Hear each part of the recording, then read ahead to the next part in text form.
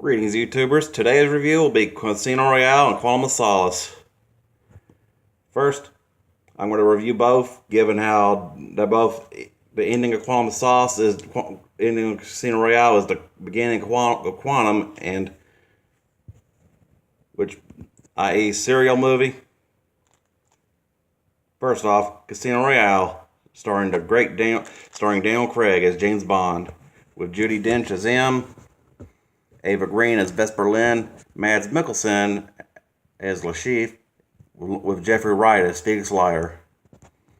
As a huge Bond fan, at first I was skeptical on Craig, but he has grown warm over years, and I nominate Jason Statham for the next Bond to be the next Bond.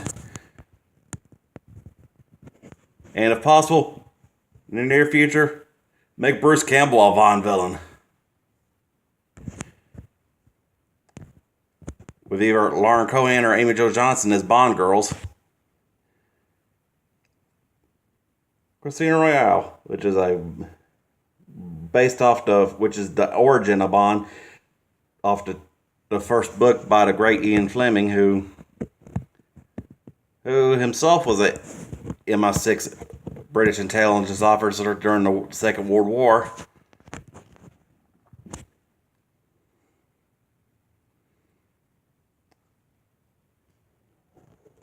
With the beginning and now to the beginning of the movie where it shows a great source for an origin story with black and white sync was where Bond has to talk to his executive after killing his first guard, which is now Bond's first kill. And the executive says to him, "Your file shows no kills. It takes two." Talk about it takes two to make things alright. It takes two to make you a 00 in the MI6. Along with a great theme song by Chris Cornell, R.I.P. With lots of badass chase scenes and gunfights.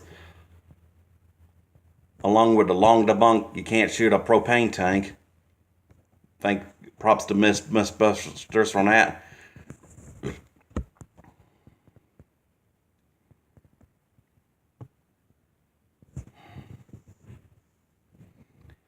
And now back to the movie where sorry for the dead spot. I'm new at this, so any opinions save opinions about my presentation.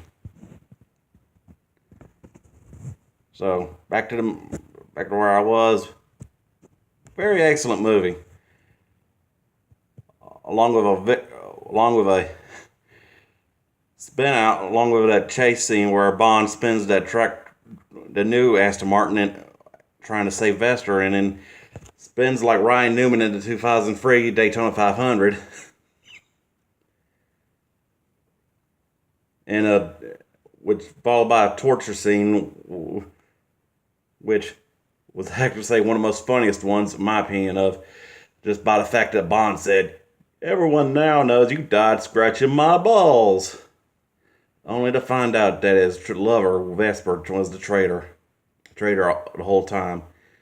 And now the Quantum of Solace, which starts off in a chase with Bond, after Bond captures Mr. White to bring him to Station Italy headquarters, followed by the equally good and somewhat equally good song by both Alicia Keys and Jack White. In Quantum of Solace, I'd say a lot of that chase scenes and car sequences would have been just said brought to you by so much Ford product placement. It should have been Toby Keith should have had a cameo, along with a badass motorcycle chase, and co-starring alongside the beautiful Olga Kurylenko and Jim Arterton, who was ironically named after a Beatles song. Character's name was ironically named after a Beatles song, "Strawberry Fields." and the Dominic Green, It was pretty much one sadistic son of a bitch of a villain who eventually had his karma done in.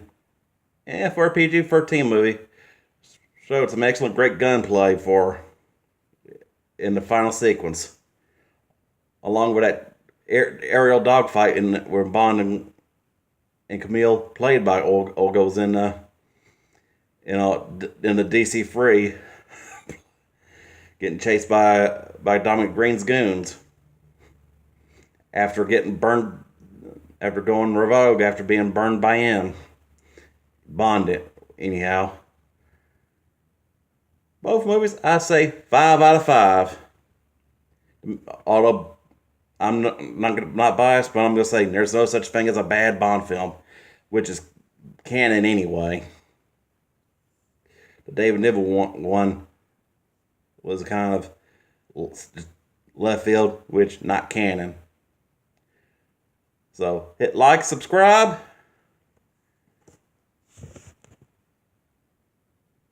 And I hope you enjoy those movies.